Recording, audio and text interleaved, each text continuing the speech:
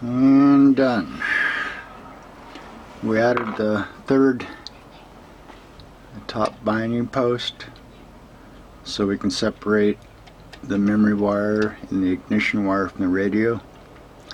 The top one is powered directly from the ATX output when it's turned on. When it's turned off, it switches power that was coming from the ATX. It's now fed by the Wall Wart retaining memory to the radio. The radio can't be turned on because there's no output, so pretty much like in a car.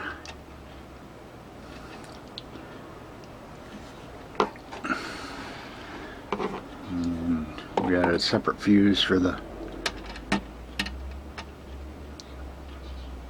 ignition wire output, and then a fuse for the main power memory jack.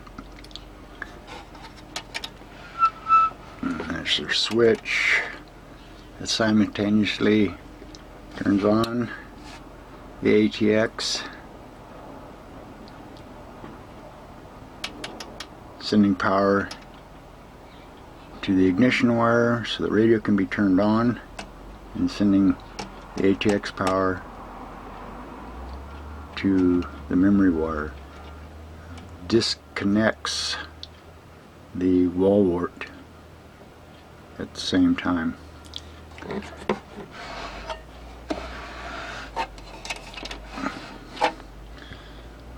And we added a DC jack so we can directly plug in the Wall Wart. Normally this would be left on, the main switch, so that the unit's in standby. I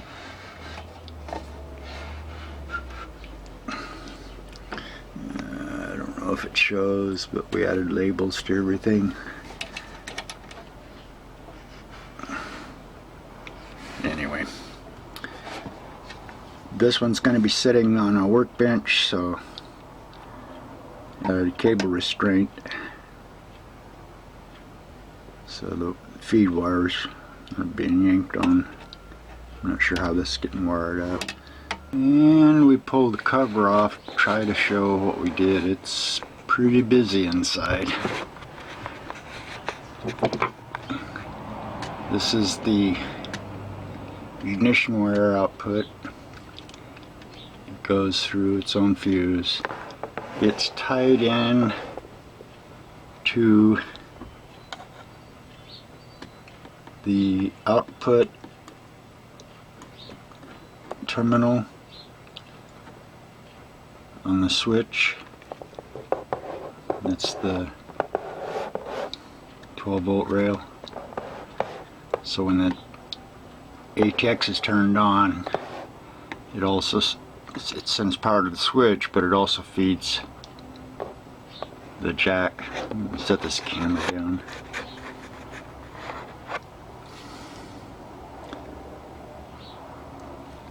When the ATX is off, there's no power going to the ignition terminal, so the radio can't be turned on when it's being powered by the Wall Wart.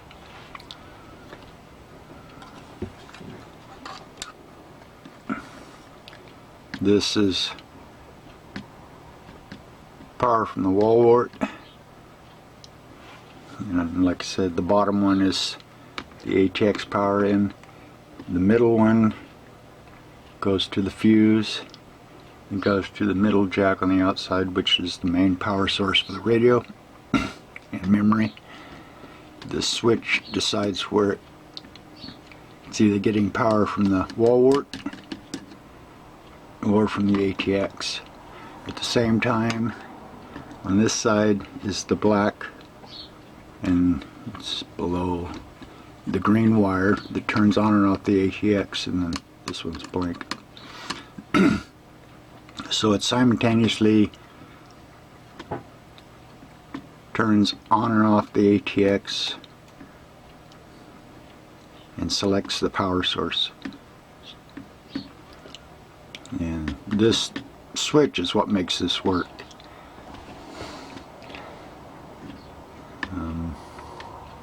That's how it works. Turn the switch on.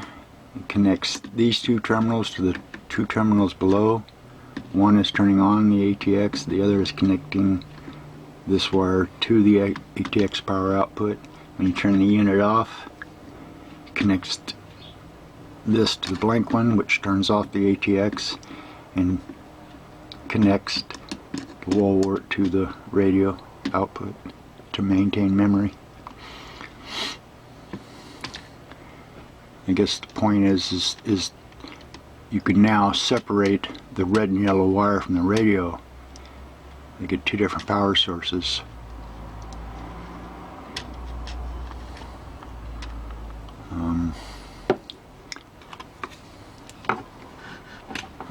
Push this back.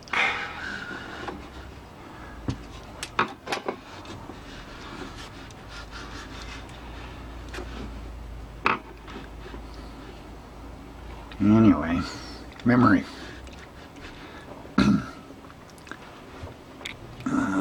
Let me go up and show you the one that I'm using.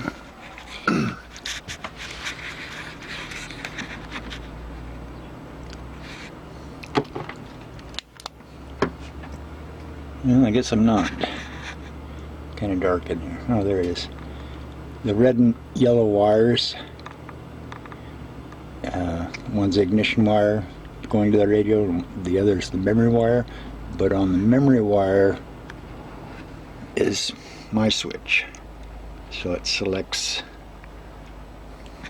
where it's getting its power. Same as the other one, except this one's just routed a little different because I'm using the switch remotely, because the ATX is way in the back there underneath the shelf.